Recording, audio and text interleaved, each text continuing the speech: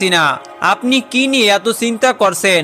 তখন Abdul Muttalib তার সবচাইতে ছোট পুত্র রাসূলুল্লাহ সাল্লাল্লাহু আলাইহি ওয়াসাল্লামের পিতা আব্দুল্লাহকে বললেন, হে প্রিয় সন্তান আব্দুল্লাহ, আমি মান্যত করেছিলাম যে জমজম কূপ থেকে পুনরায় পানি বের হলে আমি আমার 10টি সন্তানের মধ্য হতে একটি সন্তানকে আল্লাহর রাস্তায় জবাই করে দিব।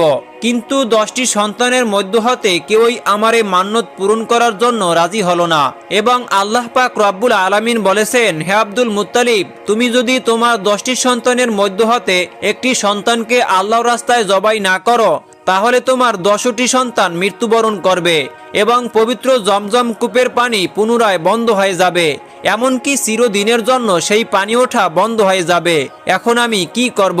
তখন ছোট পুত্র আব্দুল্লাহ বলেন, আব্বাজান, আপনি কোনো চিন্তা করবেন না।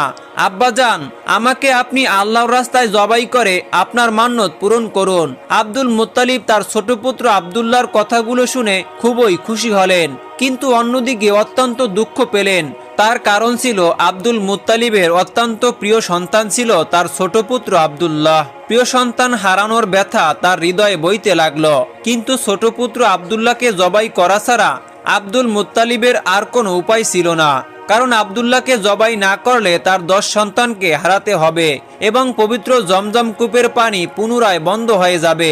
এ কারণে হয়তোবা সকল মক্কাবাসীগণ পানির অভাবে মৃত্যুবরণ করবে। তারপর আব্দুল মুত্তালিব তার ছোট পুত্র আব্দুল্লাহকে নিয়ে কাবার উদ্দেশ্যে রওনা হয়ে গেলেন। কিছুক্ষণ পর তারা কাবার চত্বরে উপস্থিত হলেন।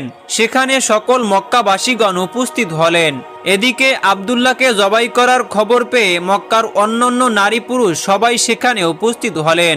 সেখানে যে সকল নারীরা উপস্থিত ছিল তার মধ্যে একজন ছিলেন ওরাকা বিন নওফেলের কন্যা মরিয়ম। ওরাকা বিন নওফেল ছিলেন তৎকালীন তাওরাত কিতাবের পণ্ডিত। তার কন্যা ছিল মরিয়ম।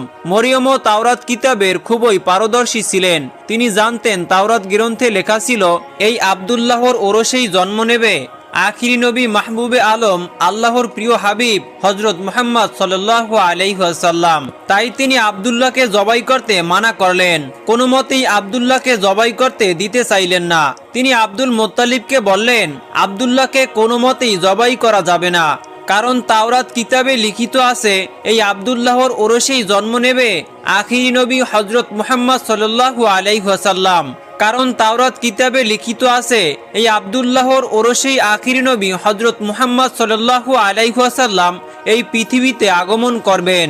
তারপর রাসূলুল্লাহ সাল্লাল্লাহু আলাইহি ওয়াসাল্লামের দাদা আব্দুল মুত্তালিব মরিয়মকে বললেন, আমি মান্যত করেছিলাম যে জমজম কূপ থেকে পানি পুনরায় উত্তোলন হলে